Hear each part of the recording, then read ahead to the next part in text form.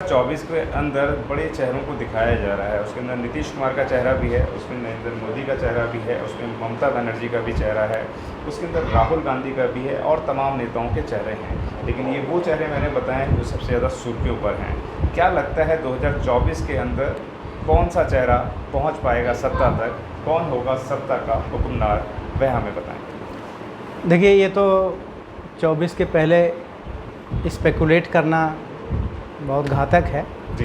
क्योंकि चुनाव को लेके जो भारतीय जनमानस है उसमें कई तरह की बातें हैं। जैसे जो बीजेपी है वो कम्युनल पॉलिटिक्स के माध्यम से क्या है, बिना काम किए ही क्या है इनाम ले जाती है। और होता क्या है, जैसे दंगों की एक राजनीति होती है जो मनुस्मृति में क्या है ना लिखी गई है कि जब मनुवादी लोगों को शासन में आना हो तो वो नरसंहार तक भी करा सकते हैं।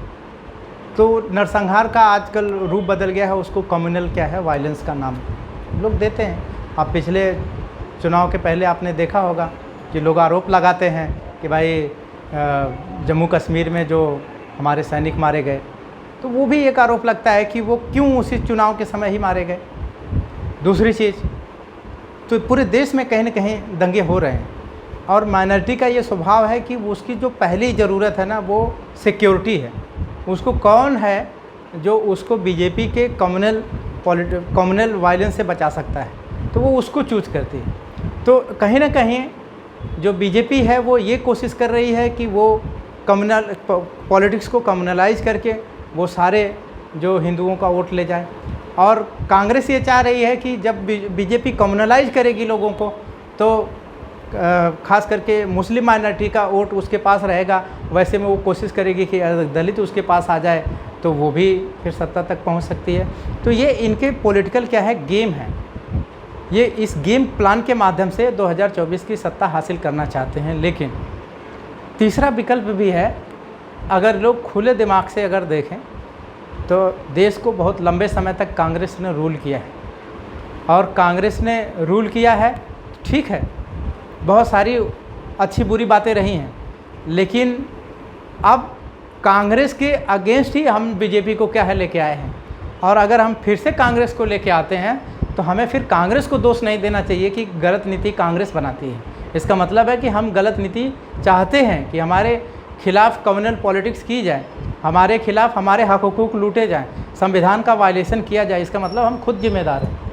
हमारे पास तीसरा विकल्प भी है। आज जो देश की जो राष्ट्रीय पार्टियों में जो तीसरी बड़ी पार्टी है वो बहुजन समाज पार्टी है। और बहुजन समाज पार्टी की जो एक कैपेबल लीडरशिप है, एबल लीडरशिप है, उसने क्लियर कट मैसेज दिया है कि भाई वोट से सरकार बनती है। अगर जो लोग नोट पूंजीपतियों का लेंगे और वोट आप अगर उनको आप अपना वोट दोगे तो वो सरकार ज़रूर बनाएंगे, लेकिन नीति नहीं बनाएंगे आपकी। और इसलिए केवल इस देश में एक ही पार्टी है जो आम आदमी के जो जितने भी उसके वोटर हैं वो उसको खास करके मदद करते हैं। उसकी जो सोर्स ऑफ इनकम है वो उसके लोग हैं, उसके कार्यकर्ता हैं। तो केवल एक ही पार्टी है, उसका नाम है बहुजन समाज पार्टी। बाकी जितनी भी इस देश में पार्टियां हैं, चाहे उनकी विचारधारा कुछ भी हो, उनकी फंडिंग भारत के पूंजीपतियों से होती है। उनके आम कार्यकर्ता उनका कभी पैसा नहीं देता है।